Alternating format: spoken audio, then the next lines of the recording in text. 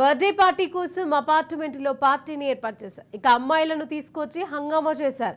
ఇంతలోనే పోలీసులు ఎంట్రీ ఇవ్వడంతో అసలు మ్యాటర్ వెలుగులోకి వచ్చింది. హైదరాబాద్ నగరంలో మరోసారి రేవ్ పార్టీ కలకలం రేపింది. మాదాపూర్లోని ఓ అపార్ట్మెంట్ లో ఏర్పాటు చేసిన రేవ్ పార్టీని టాస్క్ ఫోర్స్ పోలీసులు గురువారం భగ్నం చేశారు. 14 మంది యువకులు 6 యువతులను అదుపులోకి తీసుకున్నారు. నిర్వాహకులపైన 5గురిపై కేసు నమోదు చేశారు పోలీసులు.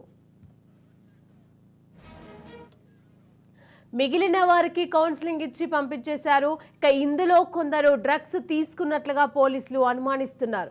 రేవ్ పార్టీలో 1 గ్రామ్ కొకైన్, 2 గ్రాముల MDMA మత్తు పదార్థాలను, ఇన్నోవా వాహనాన్ని స్వాధీనం చేసుకున్నట్లుగా పోలీసులు తెలిపారు. మొత్తంగా 1,25,000 విలువ చేసే మద్యం, డ్రగ్స్ ను సీజ్ చేశారు. ఇక బేగంపేటకు చెందిన నాగరాజు పుట్టినరోజు సందర్భంగా ఈ రేవ్ పార్టీని ఏర్పాటు చేసినట్లుగా పోలీసులు గుర్తించారు.